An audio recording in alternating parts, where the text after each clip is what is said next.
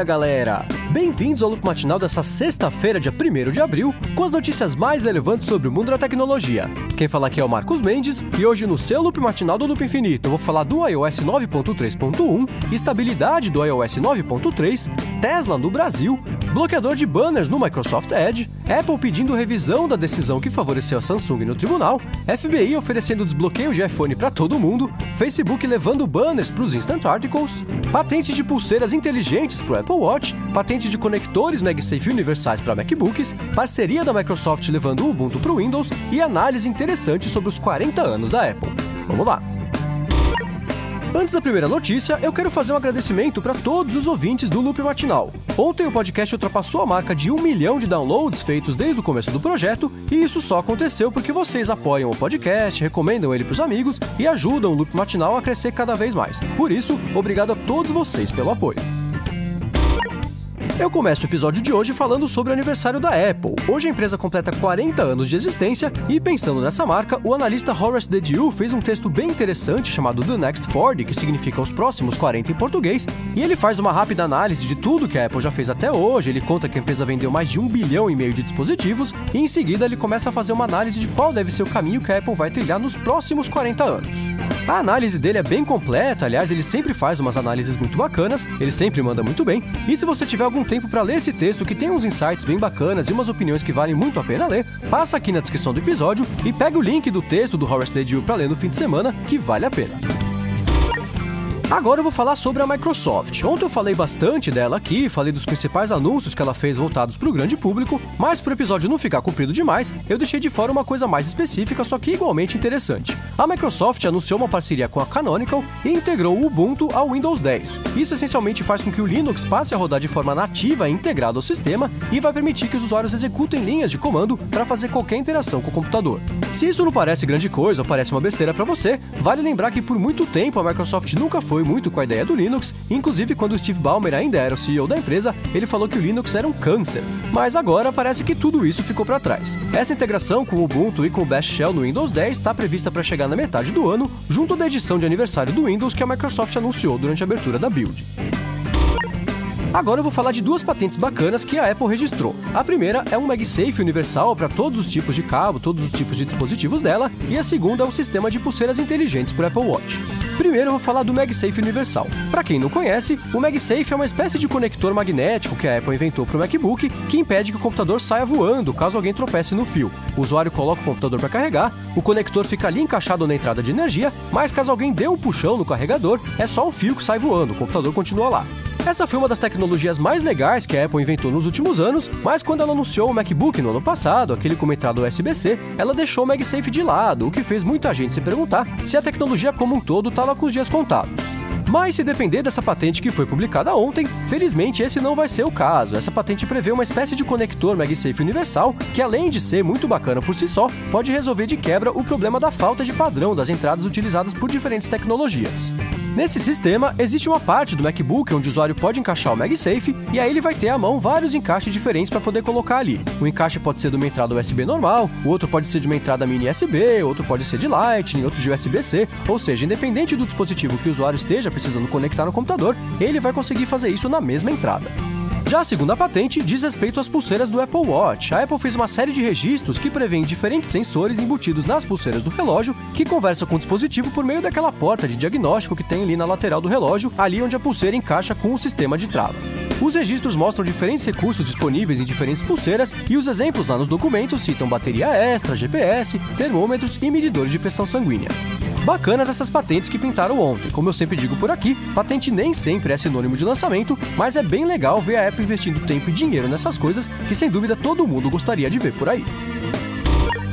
Agora eu vou falar do Facebook, que até que demorou, mas já vai começar a estragar os Instant Articles. Isso porque, de acordo com o Wall Street Journal, a rede está planejando integrar anúncios em vídeo com autoplay no meio dos conteúdos e também vai passar a disponibilizar um novo formato publicitário que vai passar a ser exibido nos rodapés das matérias. Para quem não sabe ou não conhece, os Instant Articles são uma espécie de formato leve de exibição de conteúdo que o Facebook estreou no ano passado para já abrir com a notícia totalmente carregada assim que o usuário toca no link que ele achar interessante. De acordo com o Facebook, eles decidiram incorporar os anúncios nos Instant Articles porque, apesar de eles se importarem bastante com a experiência do usuário, também existe uma necessidade por parte dos produtores de conteúdo de monetizarem as coisas que eles publicam. Agora eu vou falar sobre tribunais. No episódio de ontem, eu comentei aqui que o FBI ia tentar ajudar o Departamento de Justiça de Nova York a desbloquear um iPhone, e parece que a brincadeira não vai terminar por aí. Isso porque agora surgiu a informação de que o FBI vai oferecer o desbloqueio para mais um caso, dessa vez de 2 iPhones lá no estado do Arkansas, que pertencem a 2 criminosos que estão sendo acusados de homicídio. Os iPhones desse caso são iPhone 6, ou seja, em teoria, o processo de desbloqueio do iPhone 5C de San Bernardino não vai funcionar. Mas vai ser interessante acompanhar isso aí, porque caso o FBI consiga desbloquear esses aparelhos, isso vai significar que o órgão tem acesso a um sistema de desbloqueio bem mais poderoso do que se imaginava. De quebra, isso refuta de uma vez por todas aquele argumento bem sem vergonha que o FBI estava tentando fazer colar no início da briga contra a Apple, em que eles diziam que era só dessa vez, que eles só iam querer desbloquear um único iPhone, que era o iPhone de San Bernardino. Ainda sobre o assunto de julgamentos, a Apple pediu para um tribunal federal de apelações que eles revertam a decisão que determinou que a Samsung não precisa pagar 120 milhões de dólares para a Apple por conta daquele processo de quebra de patentes que vem se arrastando há alguns anos. Nesse pedido, a Apple alega que para decidir em favor da Samsung, foram usados materiais vindos de uma pesquisa independente que foi feita pelo tribunal e que não fizeram parte do leque de provas que foram apresentados para o júri que participou do caso. Por conta disso, a Apple está alegando que aconteceu uma violação da 4ª emenda, que determina que tem que ser um júri que dê o veredito e não uma corte de apelações. Agora eu vou voltar a falar da Microsoft, dessa vez a respeito do Microsoft Edge, também conhecido como o novo Internet Explorer, e de um rumor que pintou que dizia que em breve ele passaria a contar com um bloqueador de banners nativo, o que é uma proposta que vem ganhando cada vez mais força nos últimos meses. Esse rumor apareceu por causa do workshop que a Microsoft deu durante a conferência Build que está rolando essa semana, e nesse workshop eles mostraram os próximos passos do Microsoft Edge. Lá apareceu uma citação a bloqueadores de banners, e diversos sites concluíram que isso só poderia significar que logo logo ia pintar um bloqueador de banners nativo lá no Edge. Por ser um assunto polêmico, como eu já comentei por aqui algumas vezes, essa notícia se espalhou bastante, teve site criticando a Microsoft porque ela ia ajudar a acabar com a publicidade na internet, e isso obrigou o engenheiro da empresa, um cara chamado Jacob Rossi, a postar um tweet dizendo que não, a Microsoft não vai integrar um bloqueador de banners nativo no Edge, mas o que vai acontecer é que eles vão passar a permitir que o Edge aceite bloqueadores de banners de terceiros, como por exemplo o Adblock e o Adblock Plus. Agora uma rápida notícia sobre a Tesla, que é aquela empresa de carros inteligentes comandada pelo sul-africano Elon Musk.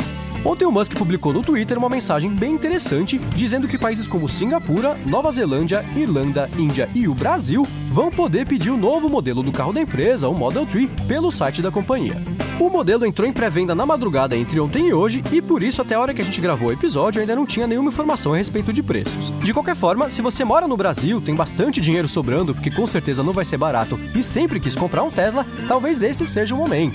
A produção do carro está prevista para começar em algum momento de 2017, e para comprar o modelo na pré-venda, que começou nessa madrugada, os interessados vão ter que fazer um pagamento antecipado de $1.000. O Elon Musk já avisou que as pessoas só vão poder comprar 2 carros por pedido. Agora eu vou falar sobre o iOS 9.3, que de acordo com uma empresa de análise de performance de aplicativos chamada AppTelligence, foi a versão mais estável de um sistema iOS que a Apple já lançou. Segundo o relatório da AppTelligence, nas medições que eles fizeram durante os 8 dias a partir do lançamento do iOS 9.3, a taxa de travamento e fechamento brusco de aplicativos foi de 2,2%, o que foi o menor valor que eles já registraram. Eles disseram que as taxas do iOS 8, do iOS 9 e do iOS 9.2 eram todas de 3,2% e também aproveitaram para registrar que esses 2,2% do iOS 9.3 ficaram abaixo da porcentagem de travamentos do Android, que é de aproximadamente 2,6%. Por último, a ironia. Ontem a Apple liberou para todos os usuários dos iPhones, iPads e o iPod Touch de 5ª e 6ª geração o iOS 9.3.1, que resolve alguns bugs que passaram pelos 7 betas do iOS 9.3, sendo o mais sério deles um problema que travava e fechava apps nativos como o Safari e o Mail, sempre que o usuário tocava em qualquer link. Esse não era o problema que vinha afetando todo mundo, ele era resultado de uma combinação de fatores que tinham a ver com os apps que estavam instalados no aparelho, mas para quem vinha encontrando esse bug, isso vinha dificultando bastante a vida, e agora veio o iOS 9.3.1, que em teoria resolve isso aí. É isso aí, galera. O Loop Matinal do Loop Infinito vai ficando por aqui. Os links das notícias de hoje vocês encontram aqui na descrição do episódio e também lá no youtube.com/loopmatinal e no soundcloud.com/loopmatinal. Se você quiser falar comigo no Twitter, procura por MVC Mendes que eu tô sempre por lá. Obrigado a todos pela audiência, não deixe de se inscrever lá no canal do Loop Infinito no YouTube, bom fim de semana e eu volto na segunda de manhã. Falou!